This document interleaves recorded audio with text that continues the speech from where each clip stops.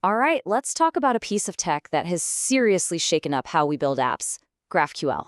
Whether you're a developer deep in the code or just curious about what makes your favorite apps tick, you're going to want to hear this. Let's dive right in. So, to really get GraphQL, you first have to understand the problem it was designed to solve.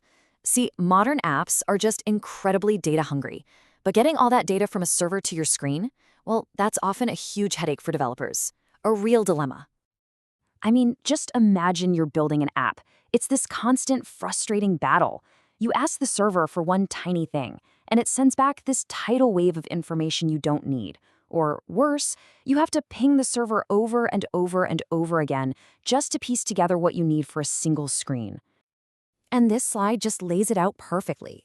These are the two classic problems. On one side, you've got overfetching. You just wanted to know the user's name, but you get their entire life story. It's a total waste of bandwidth, and it just slows everything down. Then on the other side, there's underfetching. This is where you have to make one trip for the user, then another trip for their posts. It's just insanely inefficient. So how do we get out of this mess? Well, this is exactly where GraphQL steps in. It offers a much smarter way to ask for data. At its heart, GraphQL is basically a new language for your app to talk to the server. But here's the absolute key.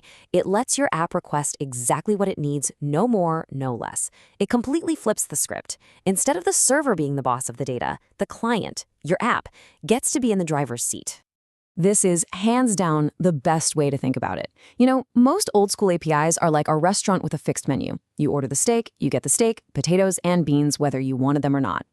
GraphQL? That's like a world-class buffet.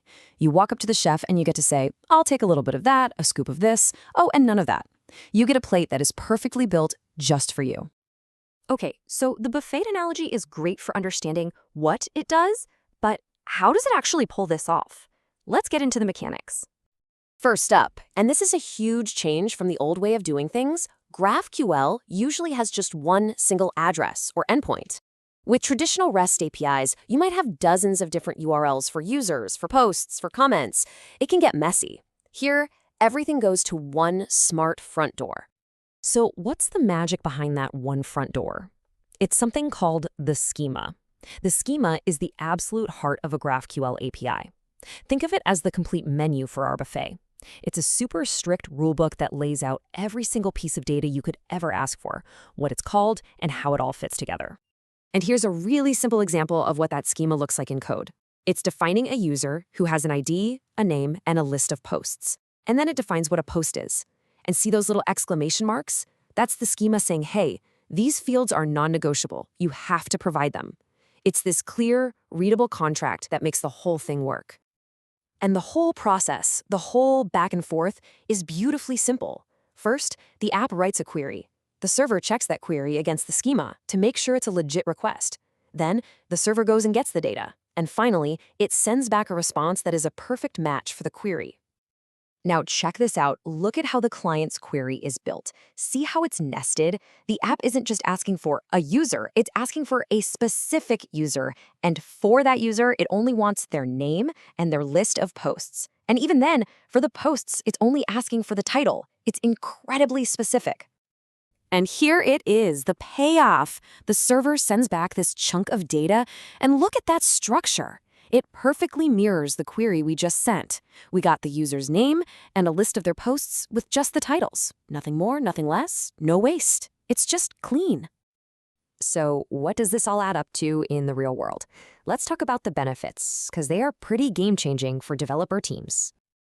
Yeah, there are a lot of reasons developers are big fans of this. That precise fetching means way fewer network requests, which makes apps feel snappier. And that schema we talked about, it makes the API self-documenting, so tools can help you write queries without making mistakes. And maybe my favorite part, you can add new stuff to your API without breaking older versions of your app. That whole nightmare of API v1, v2, v3, it just kind of goes away. So where does this approach really knock it out of the park? Well, for mobile apps, it's a no-brainer. You're often on a shaky connection, so sending less data is a huge win. It's also incredible for something called microservice aggregation. That's just a fancy way of saying a company has lots of little backend services, and GraphQL can act as a single, clean gateway to all of them. Honestly, any app with a complex screen can benefit. Now, it sounds amazing, right? But, and there's always a but, GraphQL isn't a silver bullet. You gotta know when it's the right tool for the job. Let's put them head to head really quick. If you're building a complex app that's always changing and has to work on web, mobile, and maybe even a smart fridge, GraphQL's flexibility is just awesome. But if you're building a really simple, stable API that just needs to create, read, update, and delete stuff, the old school REST approach can still be a perfectly good and sometimes simpler choice. And that's the reality check, isn't it? All this power and flexibility doesn't come for free. When you adopt GraphQL, you have to put more thought into designing your schema, figuring out caching, and managing some potentially gnarly queries. It's a trade-off, and it takes some real engineering effort. All right, let's zoom out to wrap this up. What does all of this mean for the big picture, for the future of how we connect everything in our digital lives?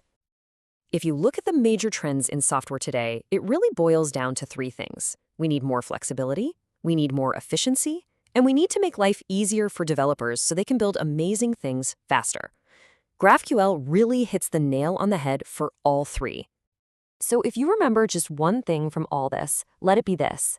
GraphQL puts the power in the hands of the client, the app. It empowers the app to ask for exactly what it needs, and that simple idea leads to apps that are faster, stronger, and just plain better for everyone.